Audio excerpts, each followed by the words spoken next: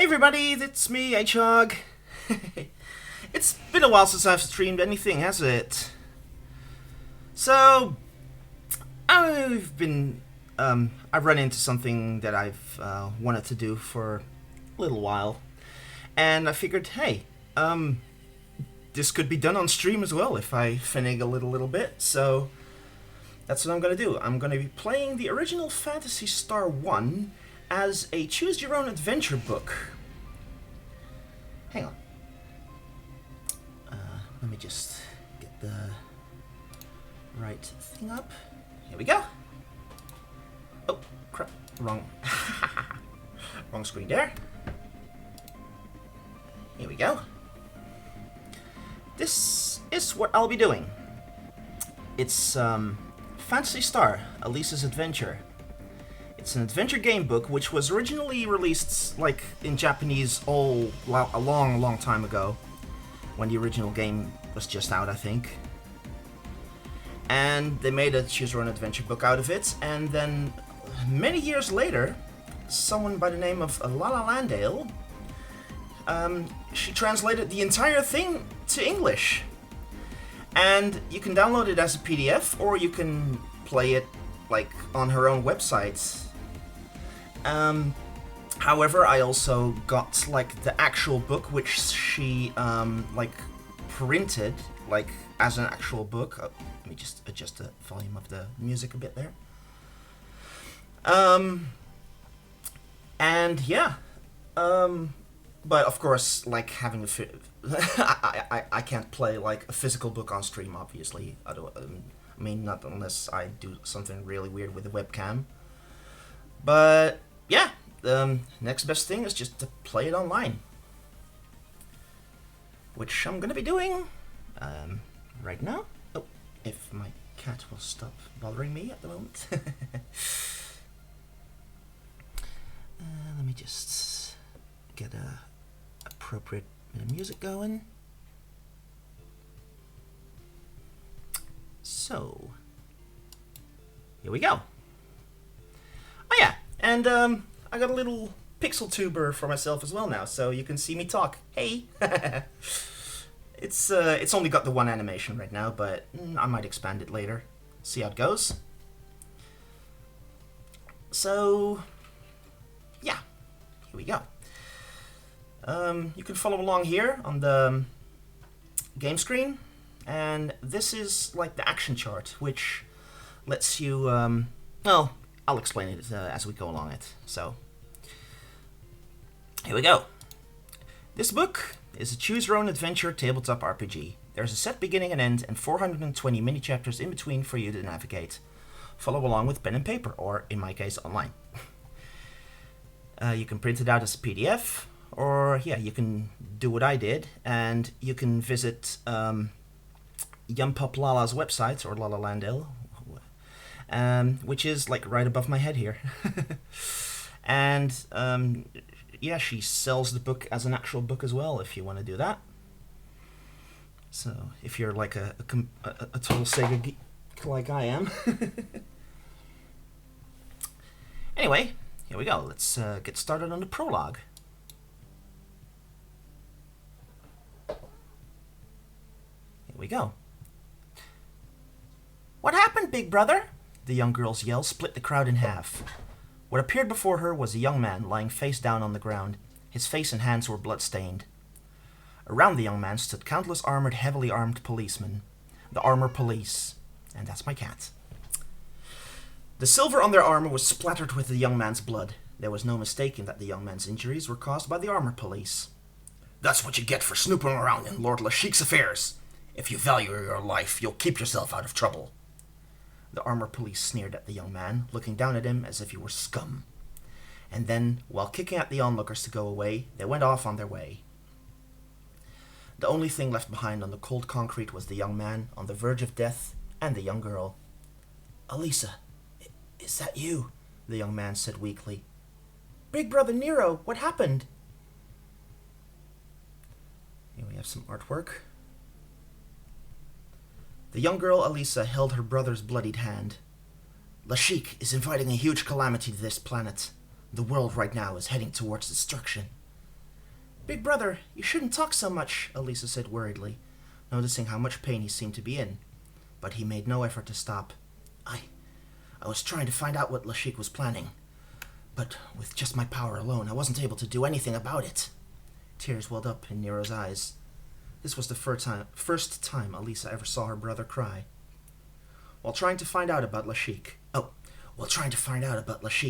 I heard a story about him. Damn it, Toby. Sorry about that. While trying to find out about Lashik, I heard a story about a warrior named Tyrone. If you teamed up with him, you might be able to defeat Lashik and save the planet. They say that Tyrone travels around with a talking cat. Look for them. Tyrone! Alisa, I can't stand letting it end this way. The fact that I couldn't do anything, and that I'm going to die leaving you all by yourself. Forgive me. Big brother! Big brother! Alisa's voice changed into a shriek. However, Nero's eyes would never again open. The year is AW 342. Palma, the first planet in the Algol star system, was in the prime of its prosperity under the rule of King Lashik. Nearby planets were claimed as colonies, and the development plans for them were progressing smoothly. After the first spaceport was opened on Palma, interstellar travel became frequent, with shuttles ferrying back and forth constantly between Palma and Motavia, the second planet of the Algol star system. Within a few years, a spaceport was opened up on the third planet of the system as well, Dezolis. But, beginning in spring of that year, ominous rumors started to spread. Rumors that Lashik and his ruling class aristocrats had become possessed by a dark cult, and, in exchange for eternal life, Lashik had traded off the Algol star system. Those rumors appeared to be true. Grotesque monsters began appearing all over each of the planets, and posed a threat to the people in their way of life. It was the beginning of something unimaginable. Alisa is a young girl from the heart of downtown Kamenet's residential district. She will be 15 years old this year. Her brother Nero was 18. He worked at the spaceport as a laborer, helping with the unloading of crafts. The two of them lost their parents at an early age, so they grew up depending on each other for support. Nero was a young man with a very strong sense of justice. As soon as he heard those dark rumors, he began to investigate King Lashik. Things kept getting worse. After Lashik had declared martial law, the people lost their spirits, but Nero never gave up on his mission to find the truth. However, now at this very moment, that young man has died. Before long, the sky became wrapped in twilight. Everything seemed to have fallen into silence. Alisa tried calling her brother's name once more. Through tear-stained eyes, she looked on with a fierce intensity. I will carry on your will. I won't let your death be in vain. I'm prepared to fight. I know you'll be watching over me, big brother. Alisa reached for the short sword by Nero's hip and held it up against her chest, swearing by it. Can Alisa really uncover Lashik's secret and defeat him? Alisa's long journey begins now. And by now, I mean after the instructions. How to progress in the game. Alisa's brother was just killed. The enemy is unimaginably strong for a 15-year-old girl.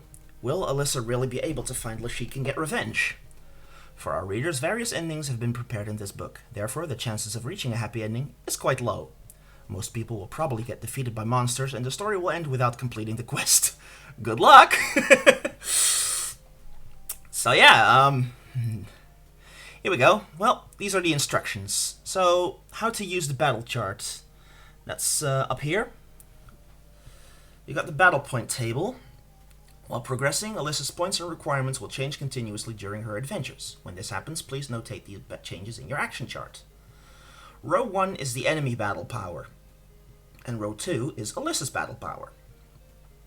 At the beginning of the game, you need to pick out numbers to fill for the battle point table. These are used for two things: fighting against enemies and trying your luck.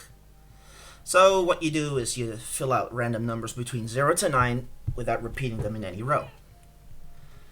So let's start doing that now. Let's start with Alisa next. I'll go with H on 9. I'll go with C8, J7, A6, E5, G4, I3, D2, F1, and B0. Now we do the same thing for the enemy table, except with all the numbers in different spots. So let's do like E9, I8, B7, G6, J5, H4, D3, A2, C1, and F0. Show your moves! Here we go. So, for a more detailed description, we'll use a how to battle. Alright. Alisa's and party's points. Each point has no limits. In the beginning of the game, your combat strength is 0. As you acquire weapons and defeat enemies, you gain points. When you're wounded, you lose points. That's the hit points here. That's the stamina. In the beginning, it's 10, which it is now. Stamina will increase with healing medicines and by visiting a hospital. We have magic points. It's down here. Currency, Meseta. And we have an item list. You can, you get items. And then we have an A to J alphabet checklist. So these are like little flags that keep track of progress. Like if something important happens, it'll tell you to check a flag on the thing, and then you can do that. And then that keeps track of important things that happened. So, for the sake of treating injuries, if you decide to go or not to go is your choice. If you decide to go, follow the instructions. If you pay 10 Meseta to add 2 HP, you may not pay 20 Meseta to add 4 HP. So, like, what it says is what you do. You cannot repeat actions when you heal. That's pretty important to know. How to battle? So, to sum it up, you just compare, like, it says here, like, the enemy Shuriken would have 5 plus their BP 1A. So that would be here. And Alisa would have her combat points plus the battle point 2F, which would be here. And then you compare the two, and whichever higher wins. Blah, blah, blah, blah, blah. In the case it's a draw, please shift both parties' BP one step. So then you take a step to the right. So like, if this would have been a draw, then instead of A, you go to B, and instead of F, you go to G, and then compare it again. So that's how it works. I'm just going to scroll back up here. Keep the battle point table up on the screen for whenever that's necessary. And let's go to the characters. Character introduction. In the world of Phantasy Star, our heroes consist of 3 people and 1 animal. Alisa, the protagonist of the story. She's 15 years old and is able to use magic. Though she's quite stubborn, she has a very kind heart. However, she's on a quest to avenge her brother who was killed. Meow, a mysterious cat who can speak human language, owned by Tyrone. A small medicine bottle hangs from his neck. Other than that, could Meow have some big secret? Tyrone, a famous hero. He's a big guy who stands at almost 2 meters tall. He's an experienced warrior, able to wield an axe or a gun. Despite appearances, he's actually got a pretty decent sense of humor. Lutz, an Esper who's training in a cave on the planet Matavia. Or Matavia. I might switch between pronunciations here and there from time to time. Matavia, Matavia, Lutz, Lutz. I'm not perfect with these things. It's just kind of what pops in my head at the time, okay? So, bear with me with that. So anyway, Lutz, an Esper who's training in a cave on the planet Matavia. He possesses magical abilities that are unmatched, making him very reliable. He has a very attractive face, but his personality remains somewhat mysterious. We have Dr. Luveno. He's the greatest scientist on Palma. After all, this is a person who can build a spaceship on 1 month's worth of food expenses. Despite being declared insane and locked up in prison, he is still enjoying his life considerably. Oh, the optimist. The governor of Matavia, the ruler of Algol's second planet Matavia. But since Lashik took over the star system, he's been keeping a low profile. For this reason, he helps Alisa and her friends. Even though he's a bit old, he still has a passion for certain things. And then we have our villain, Lashik. He is an incredibly evil man. Though he is king, he sold the Algol star system over to an evil cult called Chaos in order to gain eternal life for himself. Because of this man, Algol is now veering on a straight path toward destruction. Path straight toward destruction. Ah. World. So this is the world of the Algol star system. Fantasy star set in the Algol star system far away from the Earth. Around Algol, 3 planets are in orbit. They are called the 3-Planet Alliance. The inhabitants of the first planet, Palma, are mostly like modern-day Earth people. Their science has, however, progressed much further, and they've started building colonies on the neighboring planets. The second and third planets, Matavia and Desolis, also have native inhabitants with civilizations of their own. Since Lashik became king, the harmony of the planets has been broken, and uncanny phenomena have started to occur in the open. Mysterious plants and animals have started to appear on land and at sea, which has started to worry the people. What is really the fate of this star system? The first planet, Palma. Like Earth, this is a planet with vast oceans and land covered in greenery. Civilization has grown and developed out of an ancient past and is now advancing to exploit the neighboring planets of Matavia and Desolis. Alisa's adventure starts on this planet. Palma has a complex landscape of grasslands, forests, seas, lava-covered areas and caves, and also has the most number of towns and villages of the 3 planets. There are many pleasant things to see here and do there. The jail, towers, and numerous other major institutions are also important to mention. On the other hand, there's also swarms of dangerous foes around. Make sure to be careful. The artwork here. The second planet, Motavia. This planet is in the middle of being developed after having its spaceport completed. There we go. Motavia.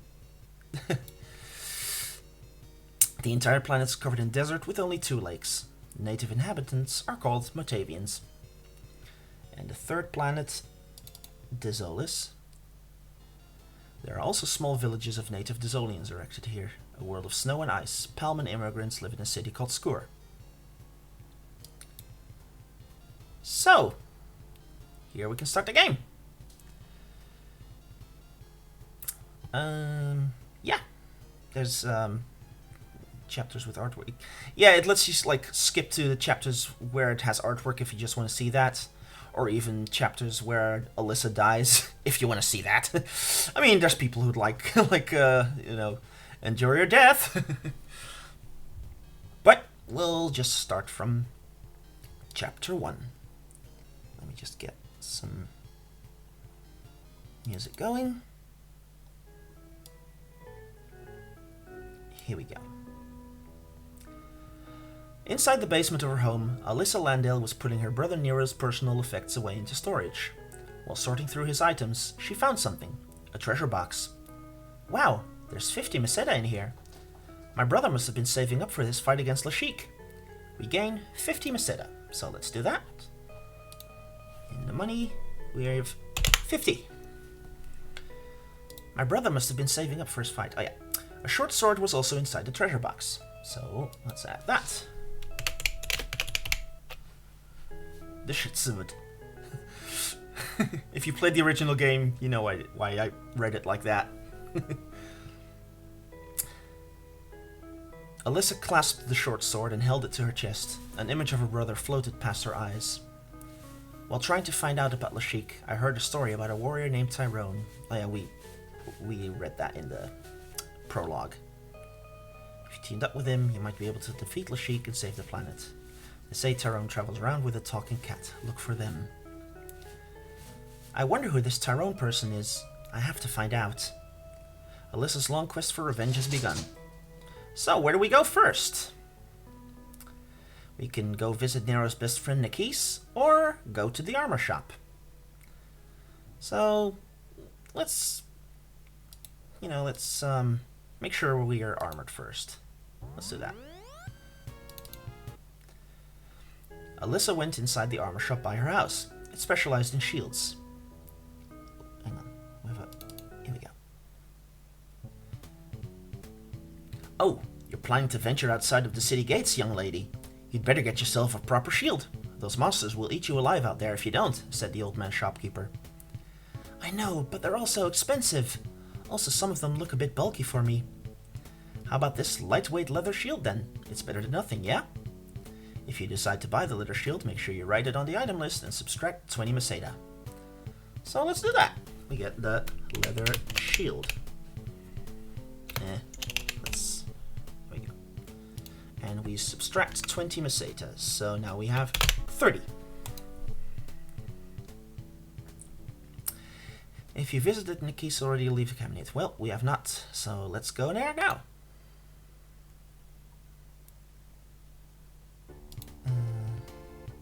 There.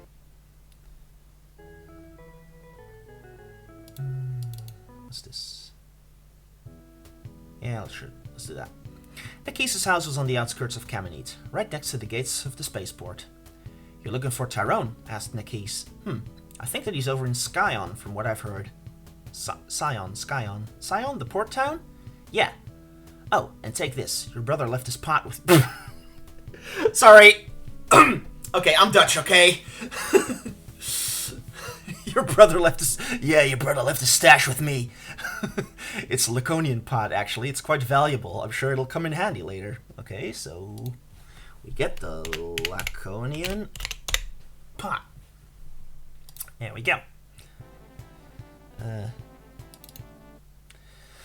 So, as Nikis saw Alisa off to the front entrance, his eyes shifted to the ground. "I wish I could be of more help." Alisa silently turned away and closed the door behind her. Suddenly, a tall silvery figure was towering over her. "You must be Alisa. You're coming with us. You are under arrest for treason." "I have a leather shield." "I need to get out of here now!" Alisa ducked between the robot police's legs. Click. There's no escaping. Turning around, the Robocop swiftly grabbed Alisa by the collar and lifted her up. For the mechanical arm, picking her up was as easy as lifting up a tiny kitten. "Put me down, Robo-Freak!" Alisa slashed wildly with her short sword. "Resistance is futile. Such a small blade cannot damage my body." "In that case, take this!" Alisa thrust her sword into the robot's eyes, severing the camera in there. Sparks came flying as the Robocop's brain short-circuit. +1 combat points. So let's add that now. 1. Alisa was only just barely able to protect herself from the flying debris, thanks to her leather shield. "This way, Alisa," said a voice. Alisa was bounding between the buildings from alley to alley. "Ansuelo!" "Shh!" The concealed woman put a finger across her mouth. Let me turn this down just a little. When the remaining robot police weren't looking, they crossed the street. "It's all right now." This woman was Alisa's only remaining family, her Aunt Suelo. "You really should lay off this revenge business. It's too dangerous. But who am I kidding? I know you're not the type to listen to advice. Just remember to always come to me whenever you're tired from battle, and I'll cast healing magic on you. And please, my dear, don't push yourself too hard, okay?" "Thank you, Aunt Suelo. Don't worry, I will stay alive. I have to, so that I can avenge my brother." Alisa gently squeezed her aunt's hand before leaving. So we go to chapter 40. Alisa left Kamenet. Being outside the city meant that she was now officially in lawless territory. Alisa had no idea what kind of danger might lie ahead, nor what kind of monsters might be waiting for her out there. One thing was certain, though. If she got cold feet now, then how would she ever be able to take on Lashik? So, where should Alisa go? Is there anyone in chat right now? Just wondering. Say hi if you're here or not. No? Okay. I guess I'll decide for myself then. So, let's just start with the plains. Let's keep it simple. Alisa walked down to the plains. As she was walking, she heard a buzzing noise. Shortly after, a giant fly almost half her size was haphazardly flying along the plains. It almost seemed like it was crawling instead of flying. This was a monster fly. Monster fly, 0 plus BP 1D. Let's see. 1D, that's 3. And Alisa has her CP, which is 1, plus BP 2F. So that's 3 and that's 2. This is lower. The monster fly launched an intense wing attack on Alisa, injuring her shoulder, minus 1 HP. Ow, that hurts! Alisa picked up her sword and pierced through the monster fly's head. Green juices came splattering out, and the giant fly came plummeting to the ground. +1 combat points, and +5 Meseda. No, I didn't go game over. Thank you. There. Before she could relax, she heard a different buzzing. This time it came from a monster like a dragonfly, but with a sharp fang on its tail. A Scorpius. Scorpius is 1 plus battle point 1E. 1E. That's a 9. Oh dear. And Alisa has her combat points plus BP 2B, which is 0. Oh dear. I did not fill this in right, did I? Well, it's lower. With a scrape, the Scorpius came attacking. The monster moved in to attack Alisa while she wasn't prepared. Scorpius and the girl became entangled in one another and tumbled to the ground. Eventually, the sound of a high-pitched shriek stopped their movement. Alisa panted. "How dare you come at me like that, you perv!" Okay. She stood back up, trying to conceal her injuries. The decapitated remains of the Scorpius were strewn on the ground. -1 HP, +1 CP, and +10 Meseda. So let's take 1 HP off and give her 1 more combat point and +10 Meseda, which puts it at 45. Okay, once again, Alisa began walking. On her way, she came up to the gates of the city of Paralit. Well, we might as well go there.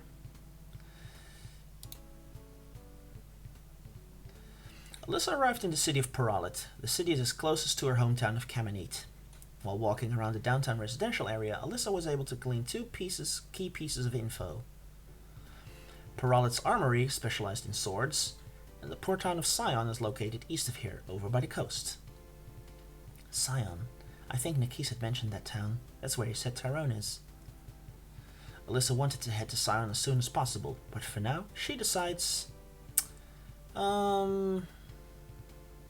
let's gather more info. Alisa talked to the residents in Paralit. What, are you going to Sion after this? You really shouldn't. It's extremely dangerous down at the coast. Horrible monsters are said to appear, said the chubby woman who Alisa walked up to chat with. Yes, everyone knows that. Alisa grumbled to herself. If she's afraid of that, then what about Lashik? At that instant, the sound of a scream could be heard. Alisa turned around and saw a man running by in a panic. He was being chased by the robot police. Is he a criminal, or... Shall we save the man or not? Well, let's do it. Let's save the man. Oh no, that man is definitely a thief. Awful, just awful, the woman said, furrowing her brow. No, that's not true. Alisa saw things much differently. Hey, what are you doing? Wait just a minute, that's dangerous, the woman yelled at Alisa. Ignoring the woman's protests, Alisa's body began to move almost by itself. The robot police are just Lashik's underlings. I can't just let these mech puppets go around killing people. Bang! The robot police began firing bullets. A cloud of smoke blocked the man's path. Damn it, these goddamn robot police! I'll never talk! I'd rather die here than let you catch me. When my comrades get wind of this, they'll surely avenge my death. Sorry, but you won't be dying today. Who are you? Alisa stood over the young man to protect him. Young man? I guess. The robot police are launching an attack from the sky. What should she do? I'm your ally now, said Alisa, while standing over the young man to protect him. The robot police readied for battle against their new obstacle. They ignited their back burners and began to attack from the sky. Okay, robot police have 3 plus BP 1D, which is 3. 3 plus 3 is 6. Alisa has her CP plus battle points 2A, which is 6 plus 3, which is 9. So this is higher. With this many robot police, there's no way they intend on having a fair fight. It'll be necessary to put an end to them quickly. Alisa deftly struck at the Robocop's head. Striking with precision, she smashed their camera lens to pieces.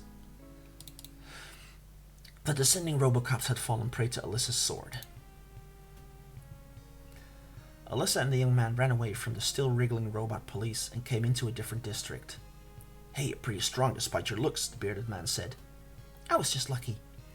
And it looks like the robot police's intention wasn't to kill people. But anyway, earlier you'd said something about comrades, right?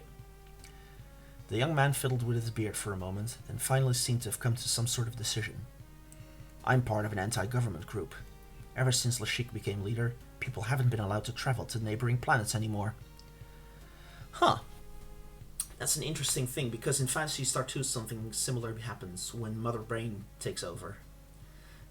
Then interplanetary travel becomes outlawed as well. So, kind of a interesting little happenstance. Anyway, so he smuggled some fake road passes. If you ever go to Scion, head over to the tool shop, mention my name, and you'll probably get one for free. So here we go to the action chart and check A. Boom. Thanks. If I have that, I'll be able to travel through space. That, and, the young man said, grabbing a sword from his bag. Here, an iron sword. If you already have one, then having two is only better. It's a dangerous world out there, you know. So we get the iron sword. If it's your first one, then add +1 combat point. So we do that. And we add an iron sword to the item list.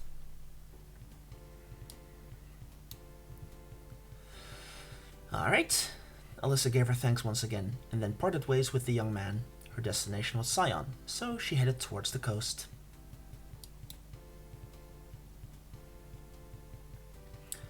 Alisa made it to the ocean coastline. Waves crashed one after the other on the long stretches of the shore. Alisa could smell the salt in the air as she walked. It's been about an hour since she's made it to the coast, and it's been nothing but peaceful. That's weird. I thought there was supposed to be terrifying monsters at the beach. Suddenly, almost as if responding to her voice, something moved on the ocean's surface.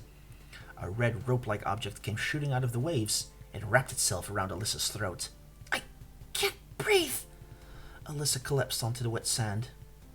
I have an iron sword. Alisa swung her sword. The iron sword's power was apparent. In just a single blow, she sliced the red rope off her neck. From the waves, a large-eyed half-fish, half-man emerged. It's a sharkin. That red rope-like thing was actually an elongated tongue. Sharkin has 5 plus 1C battle points. 1C is 1. Alisa has her combat points plus battle points 2I. 2I, that's 3. So 1C, 5 plus 1 is 6. And 2I, 3 plus 4, that's 4, 5, 6, 7. So that's higher. The stooping figure of the sharkin came ashore. Its fishy scales glittered and glistened in the sun in a disgusting display. Worse still, a tongue came shooting out towards Alisa, even though she was sure she'd just finished cutting its tongue off. Alisa deftly jumped out of the way. The sharkin's prickly tongue missed and attacked the empty sky. Ugh. Creepy creature.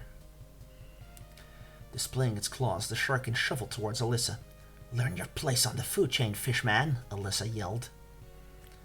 Yikes, that was close. My brother used to warn me to be careful around men with 2 tongues. Ha! Well, who knows if you're even male. Hey, don't lick my legs like that. Shah! Brandishing its claws, the sharkin shuffled towards Alisa. Each of its claws was like a huge butcher's knife. Oh, you think you're going to eat me? Learn your place on the food chain, fishman. I'll make seafood out of you. Undaunted by Alisa's taunts, the sharkin launched itself towards her.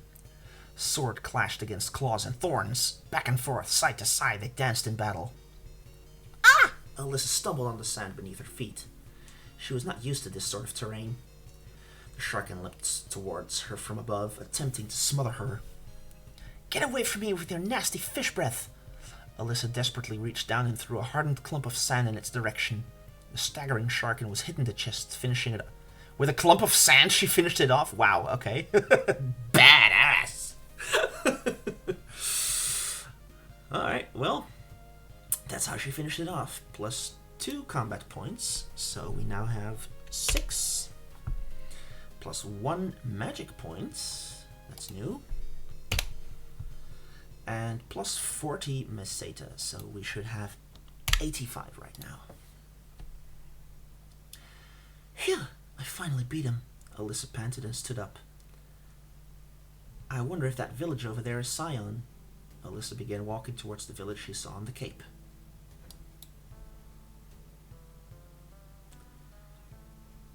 Alright, just gonna take a little quick break for a drink here. I'll be right back.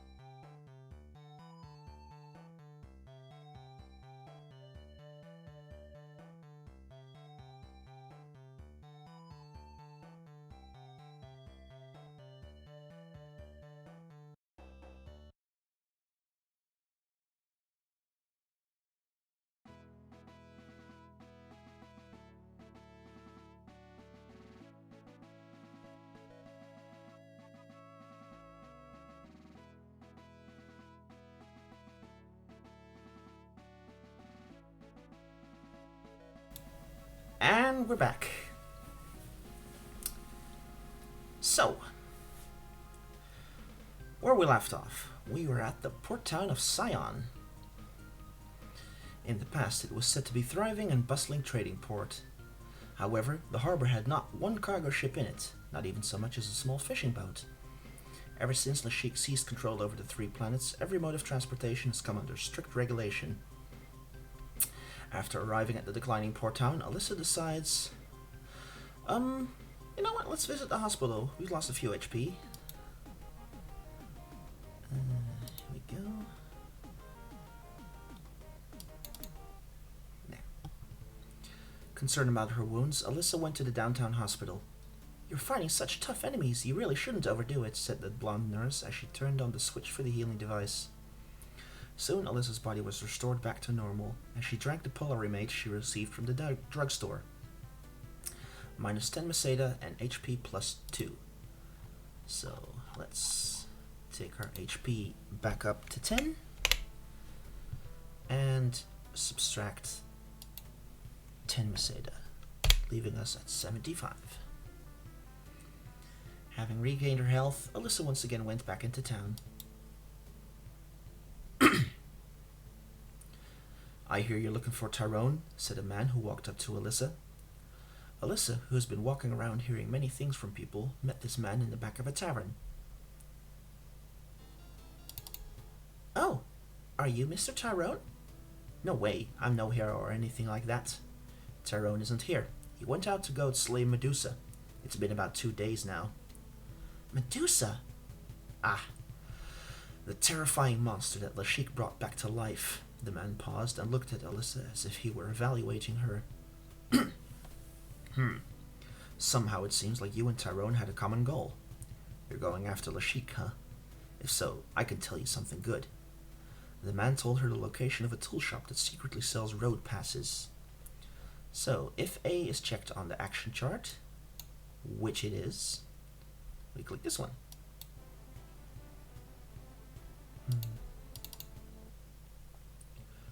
Alisa walked to the tool shop that the man had mentioned earlier.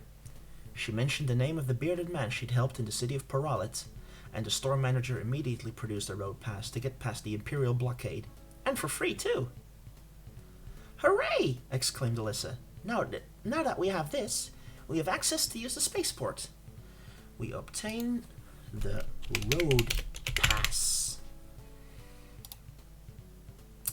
Go to the armor shop. Sure, why not? Let's give it a look. Sion Armor Shop specialized in defense. Alisa could buy a light suit for 30 Meseta, which would be much more durable than her current leather cloth. If you buy the light suit, write it down on the item list and subtract 30 Meseta. You know what? Let's do that. Light suit. We subtract 30 of our hard-earned cash. 6,545. And we add +1 to combat points. So we have now 7 combat points. After leaving the store, Alisa headed for the inner harbor. White waves crashed onto the hard concrete riverbanks of the inner harbor. Signs of life were scarce here, but nevertheless, Alisa managed to come across a rather promising lead. Since ships haven't been docking anymore, we merchants have been struggling to make ends meet. Second here. I haven't been making hardly any money at all, except for this weird animal that I sold the other day. I managed to catch it in the wild. Excuse me there. Just gotta drink a bit. Weird animal? I picked it up around Medusa's cave. Get this, it was a talking cat. Pretty rare, right? I was able to make a huge profit off of it. What? You want to know who I sold it to? Some merchant named Cuny Noon or something bought it over in Paseo. Hey, are you okay? Your face turned pale. Where are you going? Alisa's mind was in upheaval. Medusa's cave? A talking cat? Isn't that Tyrone's companion? So, then what happened to Tyrone? Medusa's cave can be found outside the city of Paralit. Alternatively, Paseo can be found on the planet Matavia. Paseo, the planet's capital.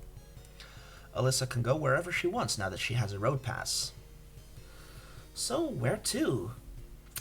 We can either go to Medusa's cave right now, or to the spaceport to fly to Paseo.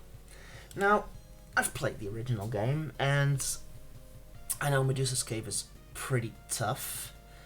Plus, we're not going to be able to do much even if we do find Tyrone. But that will become apparent later. So let's go to the spaceport to fly to Paseo.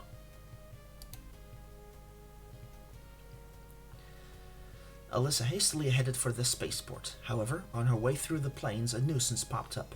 2 red bundles of vines appeared in front of her path. These must be man-eaters. They devour humans. Alisa unsheathed her sword. 2 man-eaters. 3 plus BP 1H. 1H, that's 4. So 3 plus 4 is 7. Alisa, CP plus BP 2F. 2F, that's 1 plus 7 is 8. So that's higher. Just barely. The 2 man-eaters briskly waved their tentacles around Alisa. On the body of 2 of the man-eaters, a large crack began to form. Suddenly, something came shooting out from it. "Oh no!" Alisa said as she quickly ducked. It zoomed over her head and made a direct hit on the other man-eater. Excuse me. Without hesitating, Alisa sliced her sword through the remaining man-eater. Crunch! It felt like cutting cabbage. The man-eater readily collapsed to the ground. When she turned to look at the one behind her, half of it was already melting into a gurgling puddle. It must have been some kind of acidic substance that the other man-eater had launched. My goodness, it looks like it could be a stew. Oh, I've got to hurry and go to the spaceport. Plus 1 combat point, so that's 8. And plus 40 Meseta. So we are back up to 85.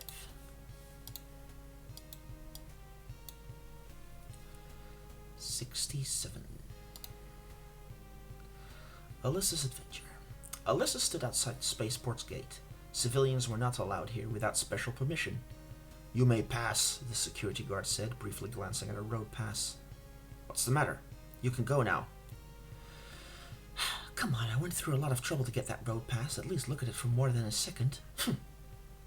There's a building inside the spaceport that issues passports. Minus 40 Meseta as the processing fee for the passport. So, well, quickly gained, quickly lost. Back to 45. As Alisa boarded the red-bodied spacecraft, her heart danced. She hadn't been out in space in a number of years. An image floated past her eyes of herself as a child, her brother pulling her hand as they boarded the spaceship years past.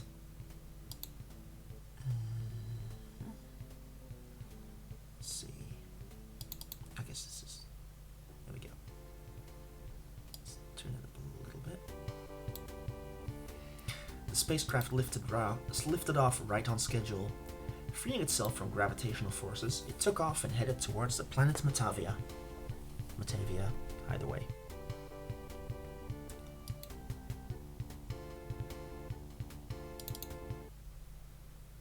After an uneventful trip, the spaceship touched down in Paseo, Matavia's capital city. There was no time to waste. Alisa immediately started searching for the merchant named Kuni Noon. "Hey, Sickwood Tiger!" "Ah, heya!" Just sitting and listening while you get ready for work. Alright, well, welcome in. This is the first time I've streamed in quite a while. So yeah, I'm playing Yumpup Lala's adventure book. Well, I mean, not hers, but she translated it. So, yeah. Well, let's continue. Where was I? Yeah, the merchant named Kuni Noon. Hey, yes, Alisa, indeed.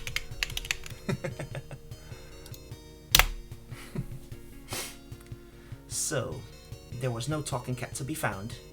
When walking around in the market for rare animals and peculiar beasts, she soon found out where to find Kuni Noon. However, there was a problem. This is cool to see. I'm thinking of getting one. Yeah! I mean, yeah, I bought one like a couple of weeks ago, and after that I actually found out, hey, you can actually play it on the website, so that's what I'm doing now. So there's two people named Kunny Noon, a blonde one and a black-haired one, and they both have a talking cat. What should I do? Wow, okay, this is new. Let's go with the blonde one? Kunny Noon shop with blonde hair. Oh, a talking cat. Must be on a whimsy, huh? How does 50 mesetas sound? I do not have that much. So, let's go back. Kunny Noon shop, the black-haired one, was located directly in the center of town. Ah, I guess the other one was the fake. So you want a talking cat? That'll cost about 5 million mesetas, said Kunny Noon. 5 million meseta? I was just joking. Hey, that pot you have with you looks pretty rare. Tell you what, if you trade me the pot, you can have the cat for free. Oh, it wasn't exactly what Alisa wanted to do, but she handed the pot over to Kunny Noon. She never imagined that this container her brother had left behind would have a use here. So we hand over the Laconian pots. So we take that out of the item list. There we go. Okay, this lady here's your new owner. The cat gently walked out from its cage. Its outward appearance was slightly different from that of a normal cat. Long pointed ears, a fluffy tail that split into 3 ends, and also, there was a small bottle hanging from around its neck. The cat's brilliant emerald green eyes suggested a high level of intelligence. Hey, Sofox! Good to see you too, man! So yeah, I'm playing a Choose Your Own Adventure book. Hang on, let me show the cover here. There we go. This is a book based on the original Phantasy Star, Alisa's Adventure, which was released like way back when the original game was released as well. And then it's been translated all to English by Lala Landale, or Yumpap Lala as she's known online. And yeah, you can play it on our website, or like a website which is like here right above my head. And yeah, or you can buy it from a shop even, like as an actual book, which is like really, really cool. So yeah. Anyway, we are meeting Meow. Dig that artwork. What's your name? Alisa asked. I'm Meow, answered the cat as he hopped onto her shoulder. Alisa has gained an ally. You're my first ally.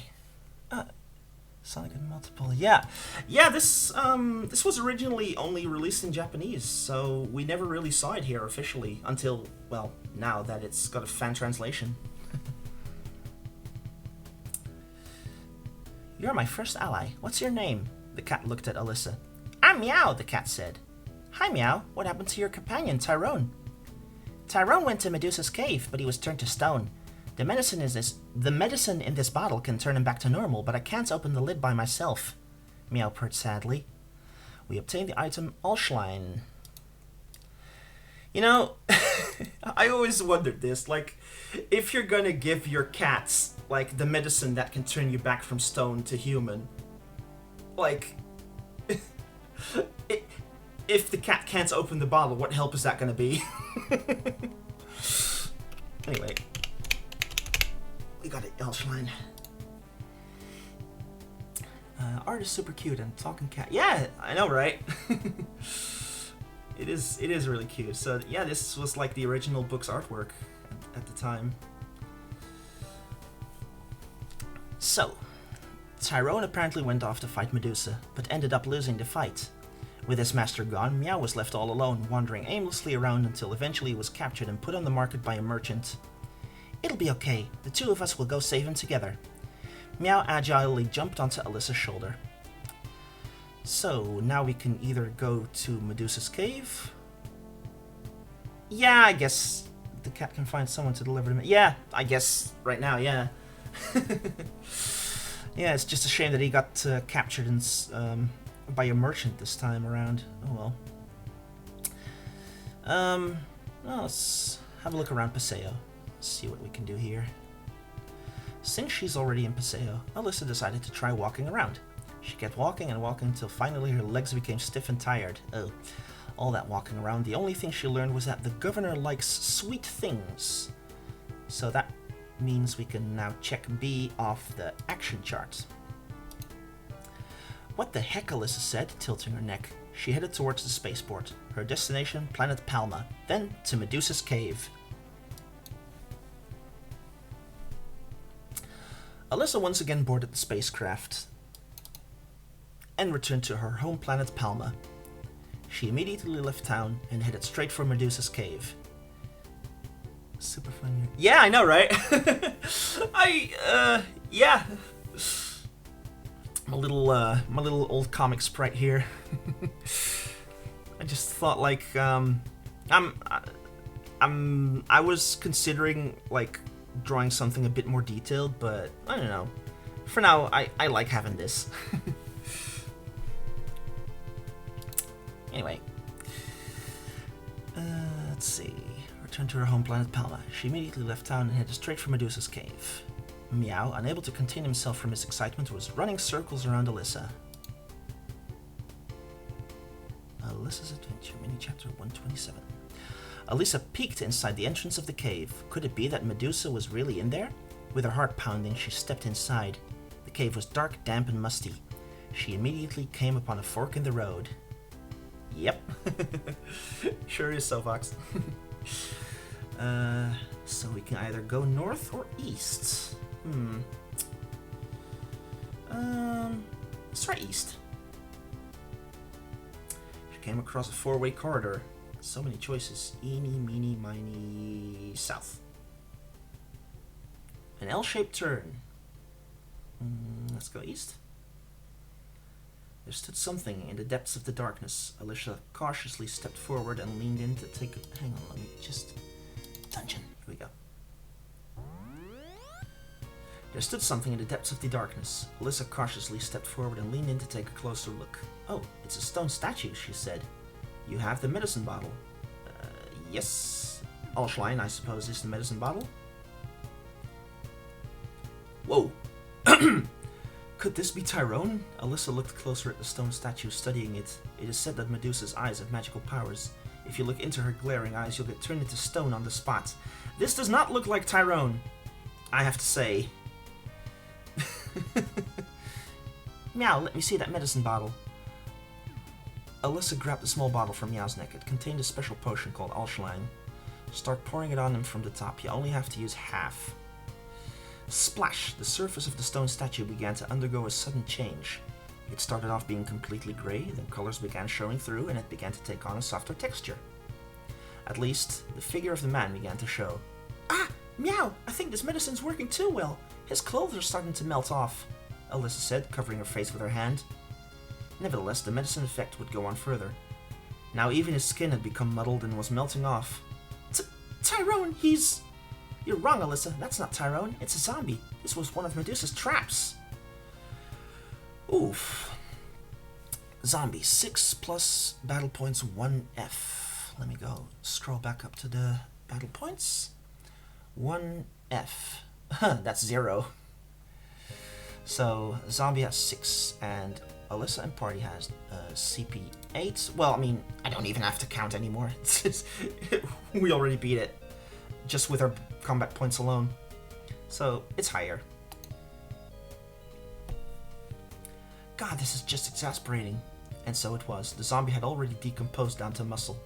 No matter how many times Alisa sliced her sword at the zombie, its muscles only splintered and the zombie showed no sign of being slowed down. But then suddenly the zombie grasped at its head. Meow had come in from behind and drug its claws into it. Oh, I get it. You just have to destroy the head to take it down. Out of the way, Meow. Alisa thrust the sword down with all her might. This time, it was really dead. Hang on. This is not very appropriate music. Here we go. Maybe a bit too much, but oh well. Having escaped from a crisis, Alisa sees an L-shaped corridor and decides to... Let's go north this time. Another fork in the road. Where should Alisa go in this T-junction? Go... south?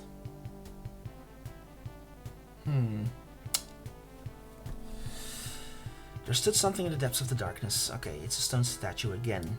We have the medicine bottle. Oh, boy. Another one. No, I'm not going to repeat all of this. Yep. One. This is literally the same zombie. So, I can just skip this. Let's go west this time. And then east. I have the medicine bottle. Nope. Wrong one again. 1F2J. Yeah, it's the same zombie, so. Go north and then east. Something large stood in the depths of the darkness. Ah, this looks like it's different. It's a stone statue. I wonder if it could be... You have Alshline? Yes, I do. At least, I mean,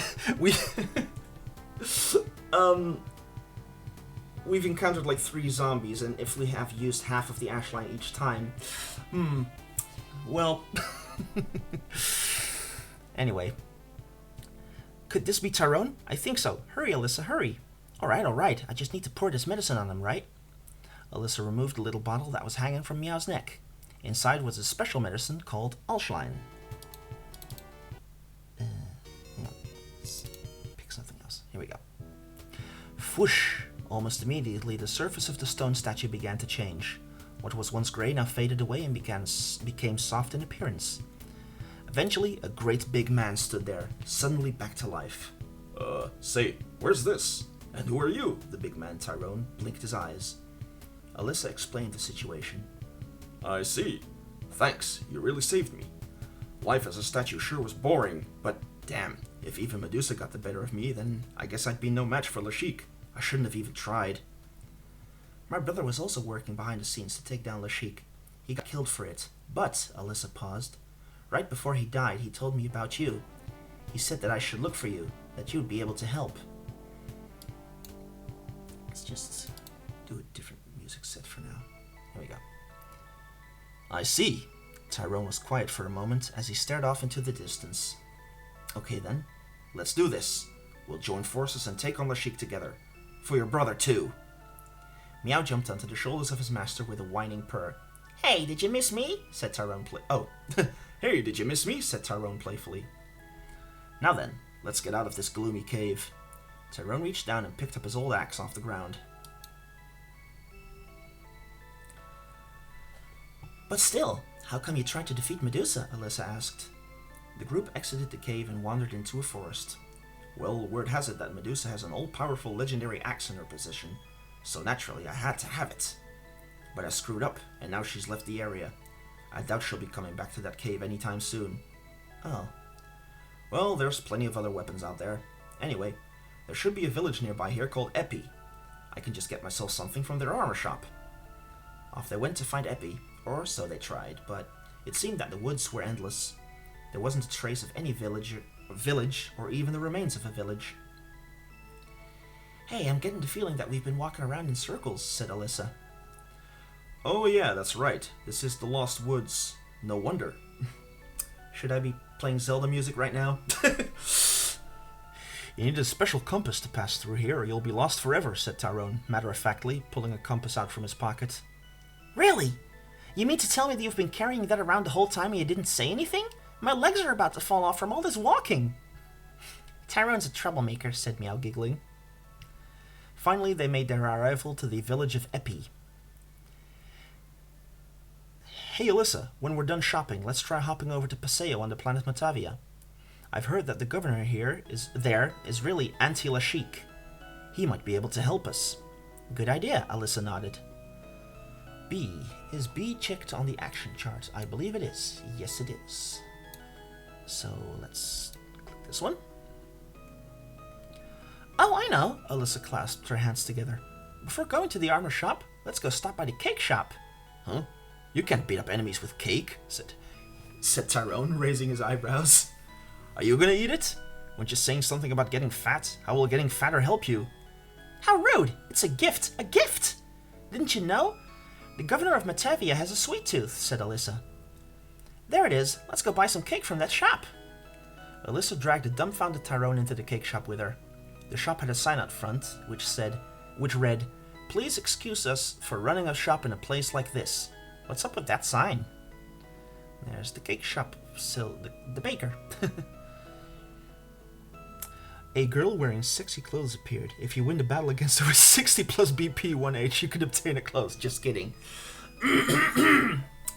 Okay, so this book had a bit of a spicy edge, it looks like. Welcome. The sign comes from the slogan our ancestors used to use. They used to run the shop somewhere deep in an underground maze. But anyway, would you like some cheesecake? I think we have enough cheesecake with the... Never mind. Wow, it looks delicious, said Alisa. The strawberry shortcake looks good too. As for me, I really like this girl's outfit, Tyrone interjected. Good stuff. Alisa, could you be a dear and move out of the way? Oh boy. No, hang on. Here we go. So we choose between either shortcake or cheesecake and then write it down in your item list. They're both the same price, so subtract 20 meseta. Unfortunately, you cannot buy the girl's outfit. Please understand. Please understand. Well, like I said, I've played the original game. We know that shortcake's the way to go. So let's buy that. Oh, yeah, we can take a line away and substitute that with shortcake. After they finished shopping, Alisa and party left the cake shop. Where's the next destination? Well, might as well... Oh, wait, hold it. Subtract 20 meseta. Almost forgot. There. So we go to the armor shop. Why not?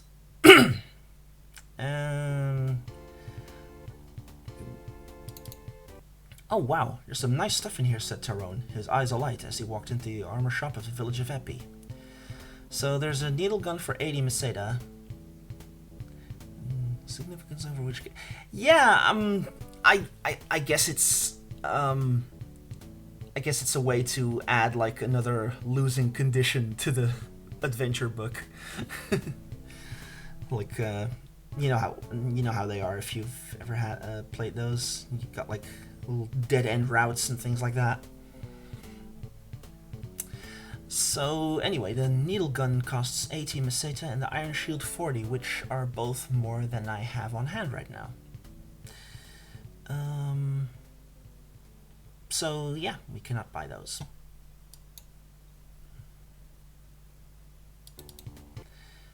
So, we go back to Matavia. The group left the village of Epi and once again entered the Lost Woods.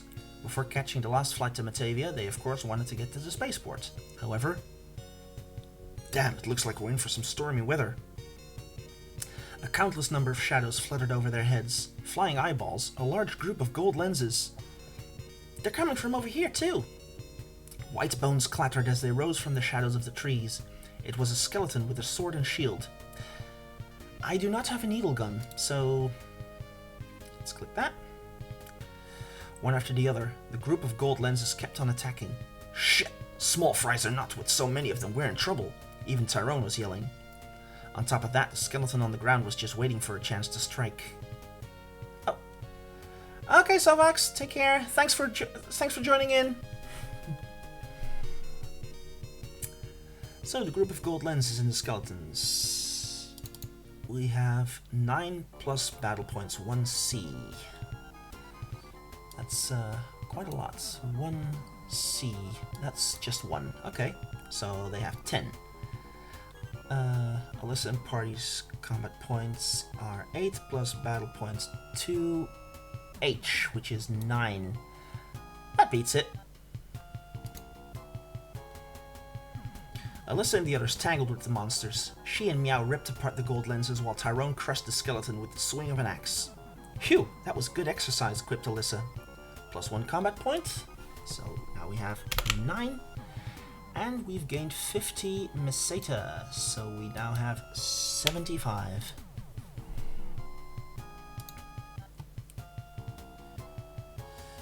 After the battle, Alisa and party decided to quickly head towards the spaceport. Hospital treatment is available within the spaceport to get your wounds healed. I think we're still good. Yep, we didn't lose any 8 points, so we're fine. Somehow the group manages to get on the last flight. No, it's not game over. Thank you. They arrive in Paseo on the planet Matavia. Upon arrival, they immediately attempt to visit the governor's mansion. Who are you people?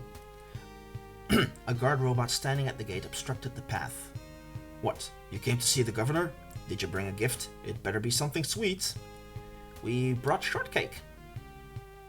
Ah, shortcake. Very well, very well. Huh? This is... Is there something wrong with the strawberry on top? This is no strawberry. It's the forbidden Lerma berry. Oh dear. Who are you people? Oh geez, a pitfall trap? That's unfair. Minus 1 HP and 2 combat points. Aw, man! So we have 9 HP and we lost 2 combat points. That sucks. What's going on? He said something about a forbidden berry.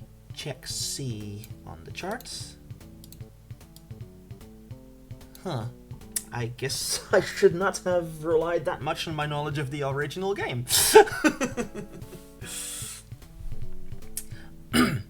Anyway, Alisa and the group dusted themselves off and stood up.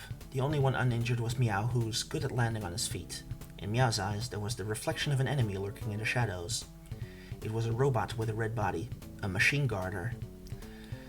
Machine guarder 12 plus 1B, that's... Ooh, that's a lot. That's 19. 2E, that's 5. Yeah, that's slower.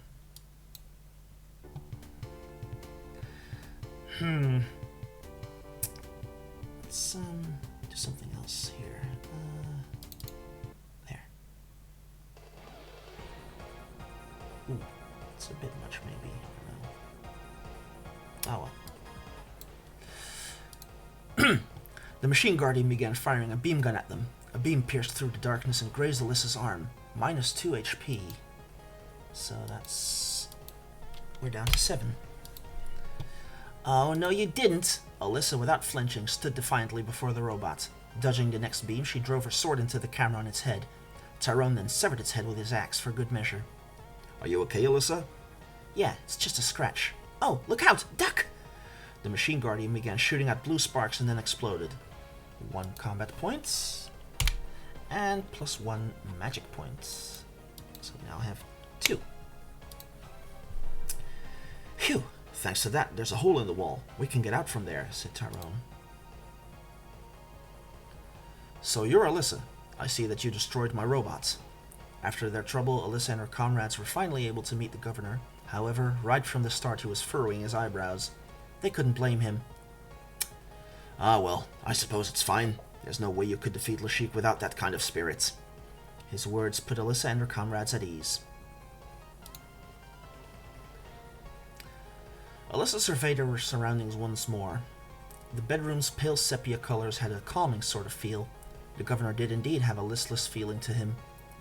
Frankly, ever since Lashik seized control over the 3-planet alliance, he's been making unreasonable demands from Matavia too.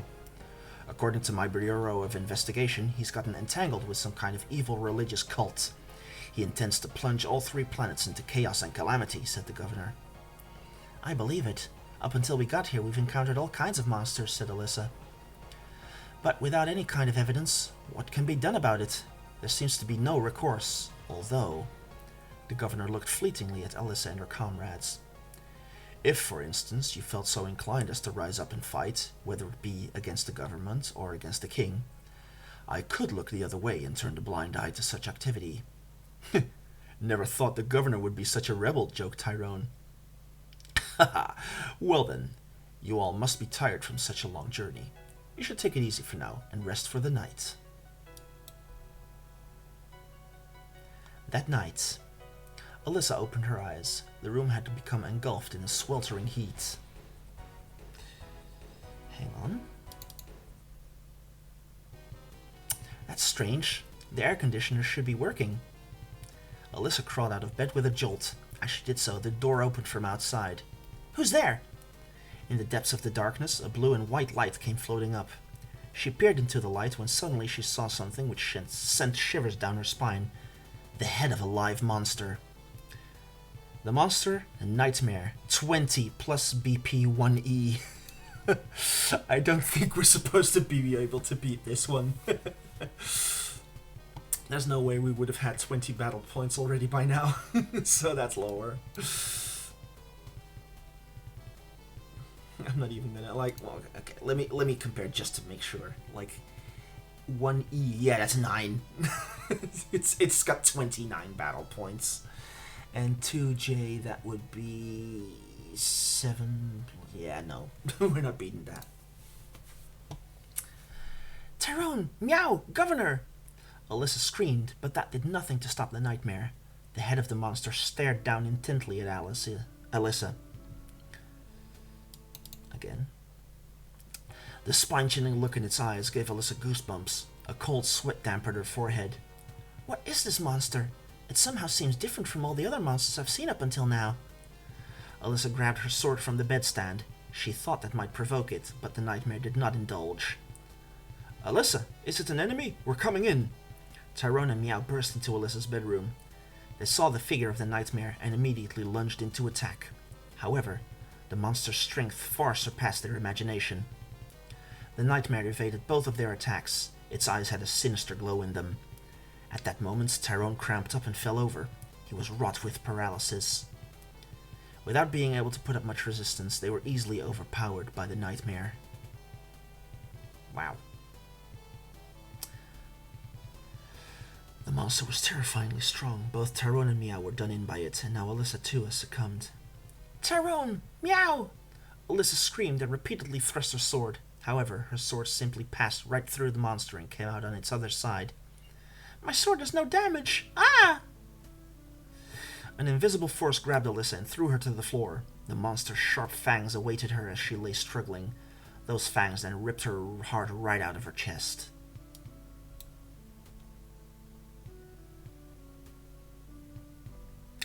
Alisa awoke from her nightmare. What the heck was that monster? Good morning, Alisa. You look crazy pale. Did you have a bad dream or something? Asked Tyrone from inside the room where they had an audience with the governor yesterday. Yeah, I had an awful nightmare. I dreamed that we were all being attacked by a terrible monster. We all got killed. Give me a second here. Just gonna get a drink here.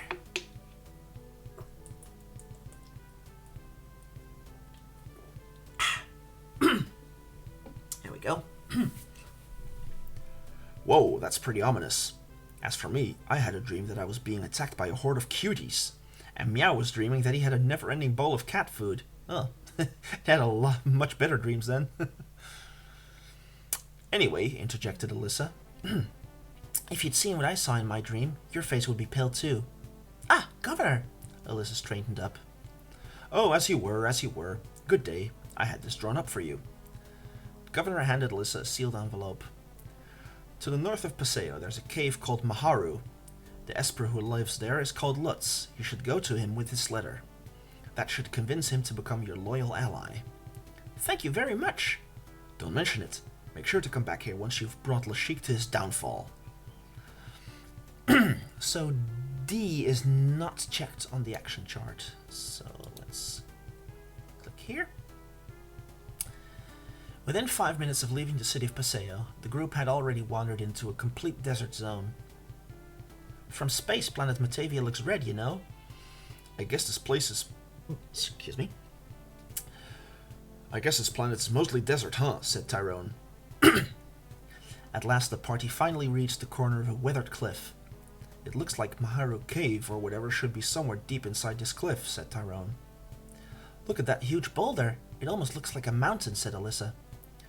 The large reddish-brown boulder created a fork in the road. So we can either go right or left. Let's go right. All of a sudden, red particles of light came raining down, scorching Alisa's feet. When she looked up at the top of the cliff, she saw a large group of native Matavians about a meter tall and wearing blue robes. They'd been attacking at Alisa and her group with their beam guns. We, again, do not have a needle gun. Dang.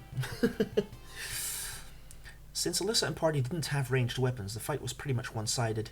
They were all getting shot at by beam guns. But the actual beams themselves were not very strong.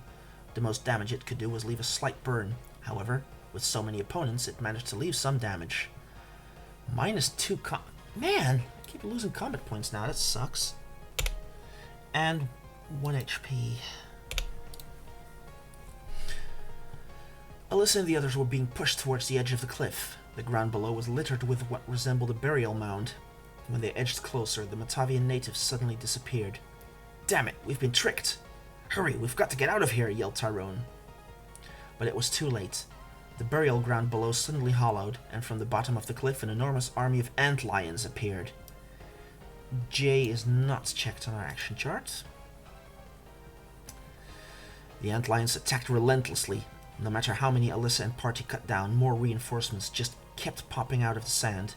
While fending off their attacks, the group made it to the edge of the antlion belt, but with 2 less combat points and -1 HP, which sets us to 5. Current HP is above 4, yes.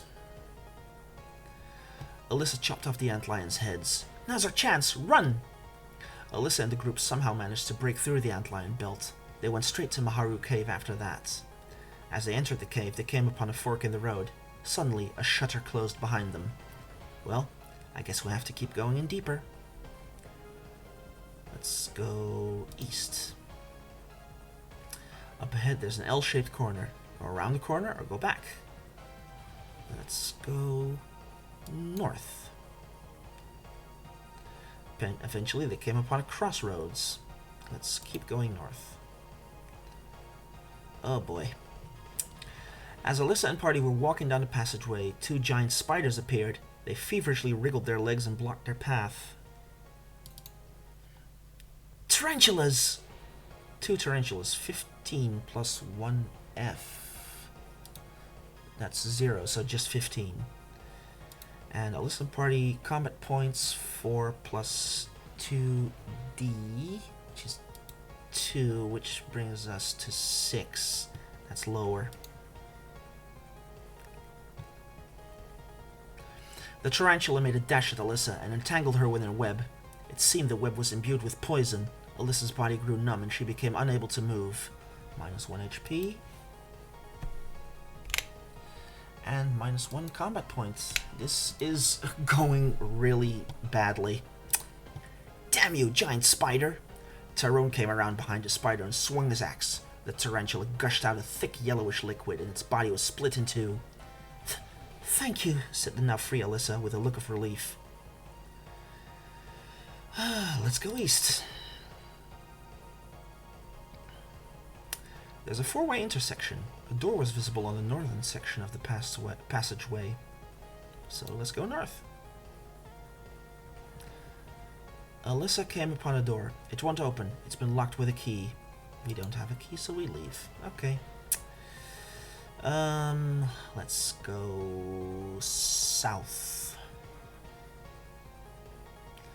But still, where the heck is the Lutz guy? He may be an Esper or whatever he is, but he sure picked a strange place to be in, remarked Tyrone. They came to a T-fork.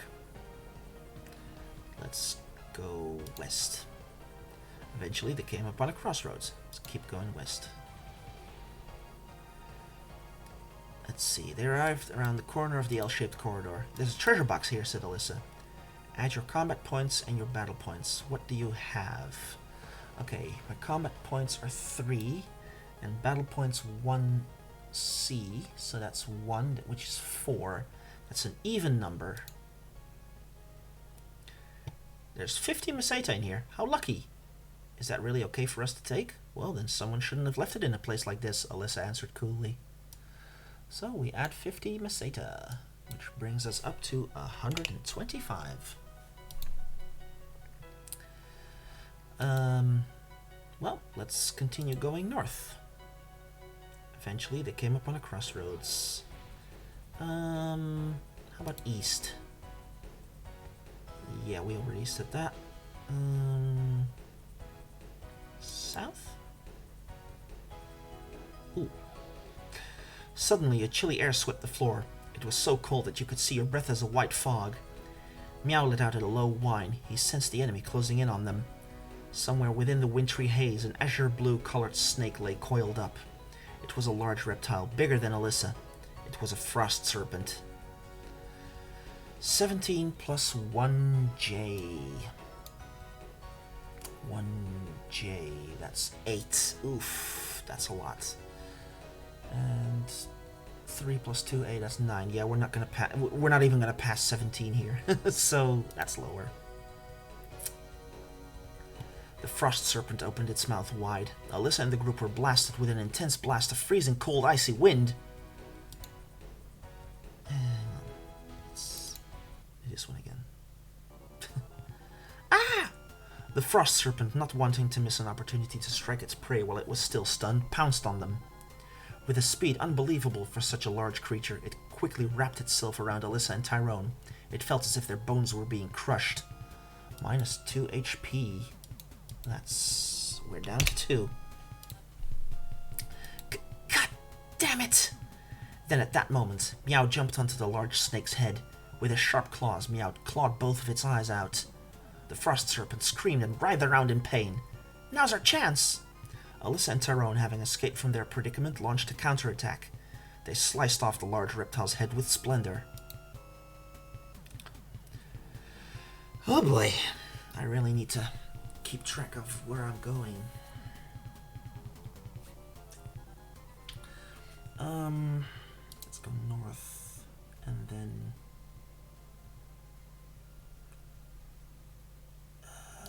I feel like I've already gone west. I don't remember.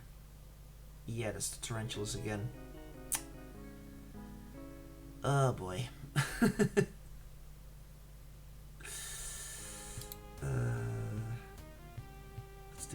Let's just keep this playing for now. I don't know. Yeah, it's lower.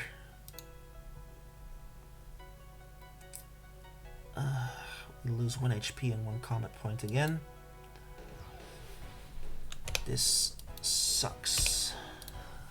Go east, and then east again. Oh dear. A black shadow appeared before the party. Who are you? The shadow said in a hoarse, husky voice. There's some artwork. Let's take this. A black shadow materialized in front of Alisa and party, a ghostly skeleton inlaid with mechanical parts, a cyborg mage. You first. Who are you? Don't tell me you're Lutz, said Tyrone. The shadow clucked with laughter. He had a voice that rubbed nerves the wrong way. What's so funny? Why, I'm just laughing because you people just asked the same question as I. And as for your other question, could you be Lutz? No, it would appear not. You're trying to find Lutz too, aren't you? What do you plan to do by meeting him? Let's see, what do I plan to do? Burn him to death with flames. Or maybe I'll crush his face in with my staff. Cretins who make enemies out of Lord Lashik deserve to be met with death. You're one of Lashik's underlings. I'm not going to let someone like you meet Lutz. Alisa readied her sword. He clucked once more with laughter. You people are saying you want to fight me? I'm a robotic sorcerer, the great cyborg mage. He's got 18 battle points plus 1E. Oh boy, my combat points are only 2 naturally, so I'm not going to be able to beat that by any means. Let's see, 1E. That's 9. Oh boy. And 2H, which is also 9, but yeah, he's got 18 and I've got 2, so yeah. Die, you fools! Yelled the cyborg mage. As he put his palms together and blasted them with fireballs, he managed to land direct hits on both Alisa and Tyrone. If they hadn't been wearing their armor, it would have meant instant death for them. So... okay. He's using Flyly, an Esper skill. Who cares if he's an Esper or whatever he is? It's not like he's immortal. Let's all attack at once. My HP should be zeroed, I am. So... I think I'm dead. Let's click this. 2 or lower. Yeah, here we go. Alisa jumped in to attack. She drove her sword down with all her strength. However, she began to doubt what her eyes were seeing. With one hand, the cyborg mage was able to grab her sword and stop it. Neither Tyrone's axe nor Meow's fans could cause any damage either. You really should have listened to me earlier. I told you this thing has a robotic Oh, sorry, that was Tyrone who said that.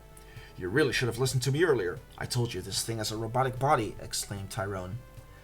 The robotic sorcerer threw Alisa to the ground. To finish, he pierced her chest with a diamond staff. The end. Well, that's a game over. Yeah. That's, too bad. Let's see, do I have it in me to do another round? It's kinda... I don't know. I might give this another go another time. I think, my voice is kinda getting tired as well from all the narrating, so... well, I'll continue this another time. Well, I think that might be it then for now. It's a bit of a short stream, but yeah, I'm just kind of getting back into things and, you know, yeah. Well, I think I might call it here for the moment. Let's see.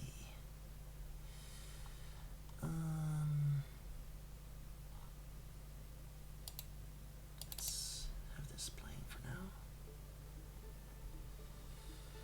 So, is there anyone still left? I don't think there is.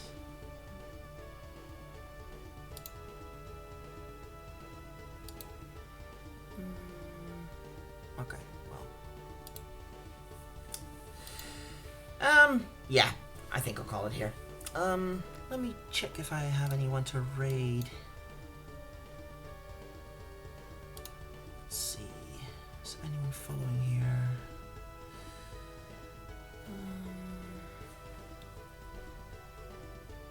Let's see.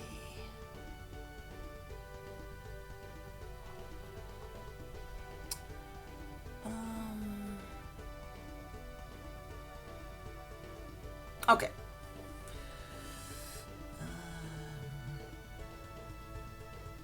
Yeah, let's do that.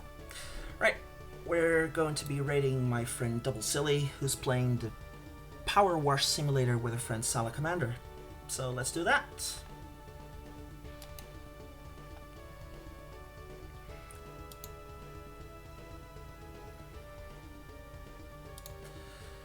Alright, well, thanks everyone for joining. I'll try and do this again some other time. Oh, hey, hey Aaron, animated. Yes, yeah, just missed the stream. Sorry, mate. Yeah, I decided to do a little, the horror thing. Just made that little thing there, yeah. Well, let's see, are we already rating? Oh no, okay, yeah, here we go. Yeah, it's the counting down. Alright. Yeah, well, you can either check the VOD or, like, I literally just died on this run, so that's, but yeah, I'll, try it again another time. Maybe tomorrow, maybe. I'll see how it goes. Anyway, I'm gonna start the raid. Thanks everyone for joining, and I'll see you again next time. Ciao.